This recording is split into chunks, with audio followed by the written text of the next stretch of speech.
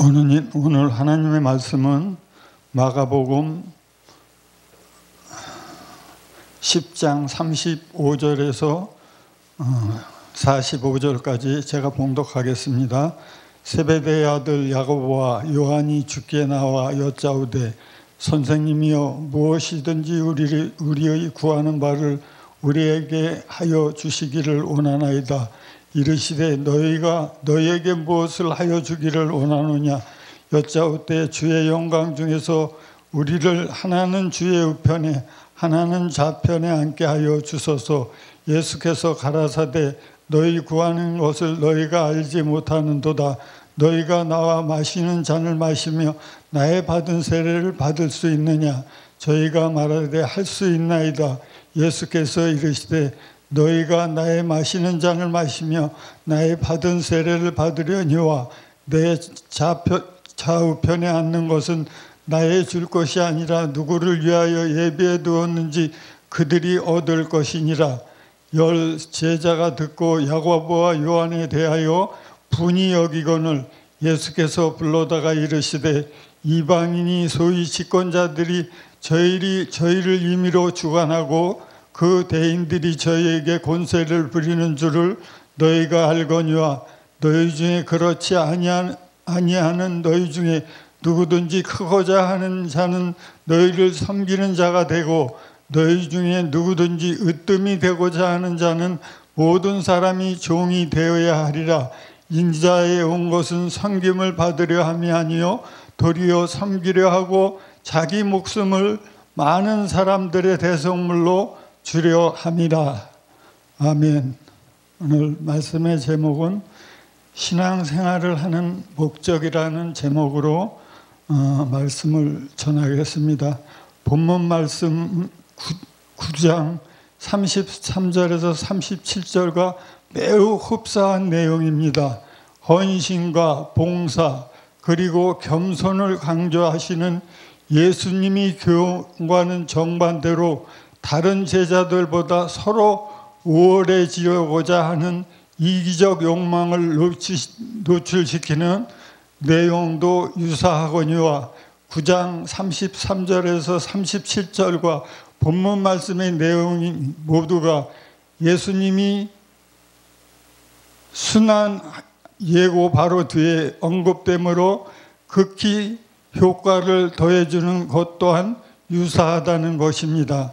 본문 말씀에서 문제의 발단이 되는 두 인물은 곧 야고보와 요한은 베드로와 함께 죽게로 아이로의 딸을 소생시킬 때와 5장 37절에 변화산성에서 변형되실 때 9장 2절에서 8절에 함께 있었던 자들이었습니다. 이들은 주께서 그들에게 베푸신 각별한 관심을 오해하였던 것입니다. 즉 예수님에게 그들이 제자 중에서 특별한 관심으로 대하는 것은 장차 교회의 지도자로 삼아 더 많이 수고하고 섬기는 일꾼을 세우기 위함이었지만 그들은 스스로 다른 제자들보다 특별히 잘난 것이나 있는 것처럼 생각하고 예루살렘에 이르기 전에 자신의 위상을 확실히 해두고 싶은 헛된 영광에 사로잡혔던 것입니다. 누가복음 9장 33절에서 37절의 내용과 비교해 볼 때 본문 말씀에도 제자들이 세속적 야심이 노골적으로 표출되어 있으며 또한 제자들의 분열상도 보다 구체적으로 드러나고 있는 것입니다. 물론 문제의 발단은 야고보와 요한이 야심에 찬 발언에 비롯되었지만 이들의 생각은 곧 제자들 모두의 생각을 대면한 것이나 다름없던 것입니다. 본문의 내용을 상고함에 있어 우리는 예수님의 제자 훈련이라는 측면과 제자들이 거듭되는 과오한 측면의 초점을 맞출 수 있는 것입니다. 첫 번째, 예수님의 제자 훈련은 본문 말씀에서 예수님께서 서로 높아지려고만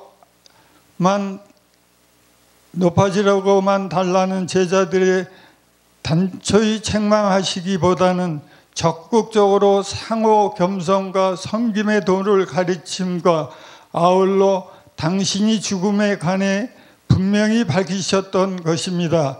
이는 본서 전체에 걸쳐 반복 강조되는 순환으로 받은 종으로서 자기 계시의 일반인 동시에 제자들이 이러한 종의 모습을 받게끔 하시기 위한 제자 훈련의 한 과정이었습니다.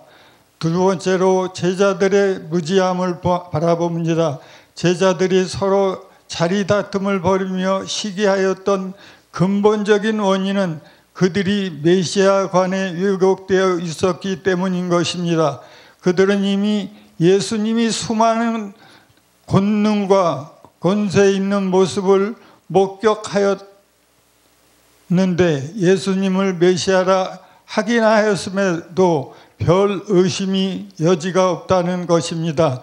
하지만 그들이 머릿속에 나름대로는 상상이 메시아가 자리 잡고 있었던 것입니다.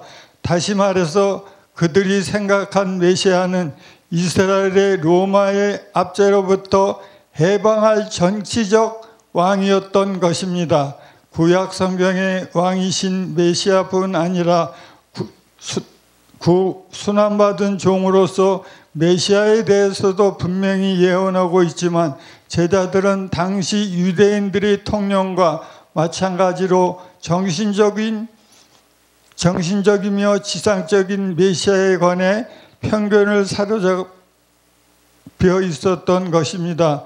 이러한 편견에 강력히 지배되어 있기 때문에 여러 차례 걸쳐 예수님의 순환이 예고되었음에도 불구하고 그들은 귀에 그 말씀이 제대로 들어오지 않았던 것입니다.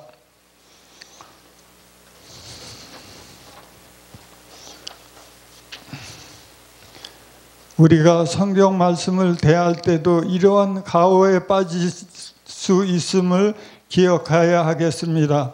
즉 갖가지 세상적 방법에 익숙하고 길들여진 사람은 하나님의 말씀을 대할 때에도 자신이 선입감을 뒷받침해 주는 듯이 보이는 말씀은 잘 받아들이지만 비록 진리라 할지라도 자신 위에 거슬리거나 어렵거나 힘들 공경을 감수하더라도 요구하는 말씀은 흘려보내버리기 십상인 것입니다. 그리고 진정한 영광에 이르기 위해 거쳐야 하는 고난과 아픔, 사도행전 14장 22절에 무관심했던 제자들처럼 우리도 일시적인 명예와 세상적 보상에만 집착되지 않도록 유의해야 할 것입니다.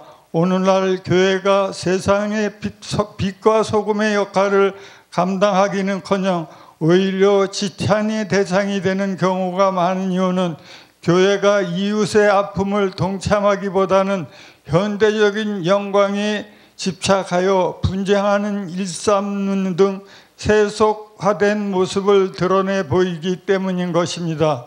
신앙을 갖는 이유에 대해서 제자들이 잘못된 신앙과 예수님의 가르침이 야고보와 요한은 예루살렘에 올라가시는 예수님의 목적을 오해하고 있었던 것입니다.